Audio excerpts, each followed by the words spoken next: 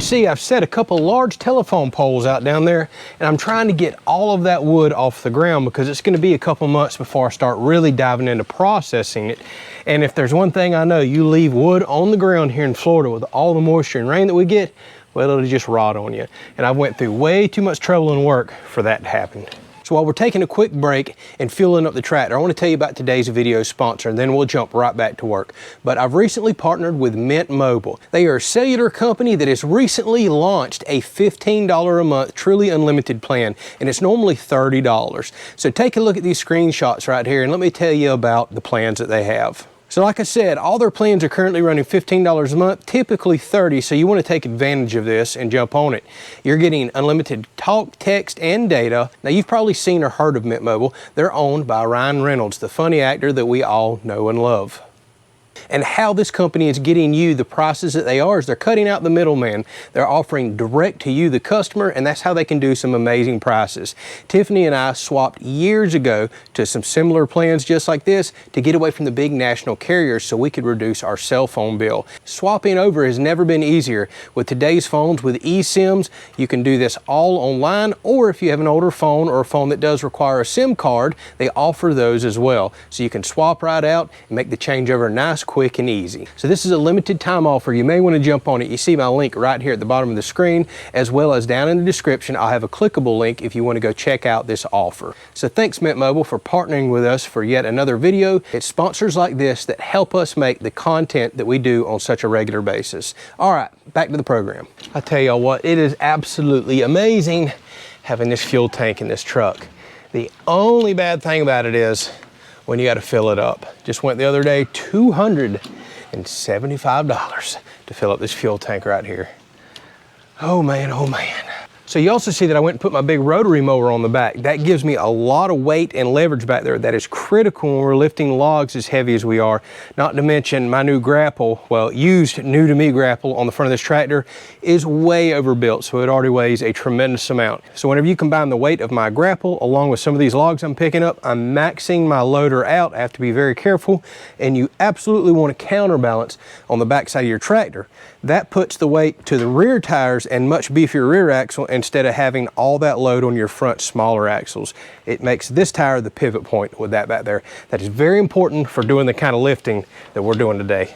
Oh, and quick question for any of y'all that have these fill-right pumps with the large fill-right diesel filter, how often do you change your filters? But I want to make sure I spin this one off and spin a new one on after a certain amount of time.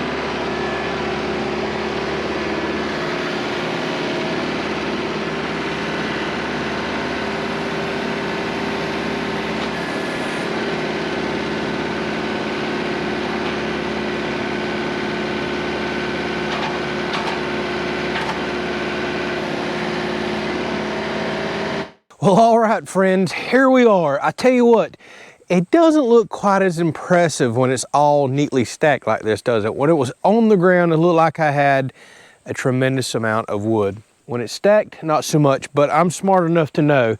I mean, y'all, the camera's not doing it justice. We've got 24-inch logs in there everywhere, and they're all 12 to 13 foot long.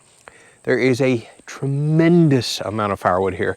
I'm curious to know how many cords of wood that you think is right here behind me. Everything's 12 to 13 foot long. By the way, I moved a lot of limbs over off to the side. I'm gonna go ahead and split those pretty soon. I put them in the shade over here, so it's smaller stuff. I probably have a third to a half of a cord worth of limbs over there, so factor that in. But what do you think's right here behind me? I am gonna guess between what's over there and what's here, I'm gonna say 8 to 10 cords. I'd be curious to hear your thoughts. Some people have already said when they seen what I dropped off, they thought it was a lot more, and some said they thought it was a lot less than my guess right there. I am new to handling this amount of firewood. I always do just a little bit at a time, split just a few cords a year for Tiffany and I. So this is new to me to calculate all this. So what I did, I cherry picked and moved a lot around. I spent a lot of time doing this. I need to factor that labor in to my ultimate and final product. So right here on the very end, I have several standing dead trees. There's gonna be a lot more here than I realize. There is quite a bit. All of this up here without the black lines is standing dead. Probably gonna be well over a cord. Oh, for sure, probably, which is great because Tiffany and I need some more seasoned wood. I need to hurry up and get that split. That's why I left it on this end. And I also left all the wood on this end with the black marks, although I gotta pick a few out of here. Remember the first load in the last episode that I dropped off, which was about as heavy as I think I ever want to load my dump trailer. I said, I want to split it and see what it's going to produce for me. My guess is a cord and a face cord. So a cord and a third is what I think a fully loaded down trailer is going to produce once I split it all up and loosely toss it back somewhere or stack it up somewhere. But we're going to figure that out since I have paint marks on all those logs. Ultimately, what this is telling me is how much time I'm investing, fuel, and what my returns are. Is it worth it for me to be going and getting logs from a tree service company? Who knows? And I have to also factor in how well do the videos do on YouTube as well. That's a part of our business model. I can't brag enough about this tractor. It saved me today. And y'all, I thought I was gonna lose a lot of lifting power with that grapple. That is a huge grapple. And again, Casey, if you watch this, can't thank you enough. Casey hooked me up with that grapple. I had to rebuild all the hydraulics and stuff, but I did not have to buy the metal or the grapple itself, saving me a ton of money. Just such a blessing. I didn't think I was gonna be able to lift several of these huge, and I'm talking again 24-inch logs in there, but I could tell I had my tractor just about maxed out, well over 2,000 pounds between the grapple and the log, but it lifted every single thing that I brought home, which blew my mind. That tractor has been such a blessing for me. All right, I've rambled long enough. It's late in the day. I need to get up to the house, start doing some editing, and get y'all some content out. Thank y'all so much for watching. There is a lot more of this coming, especially once we get into fall and cool off. It's too hot right now. Catch you on the next video.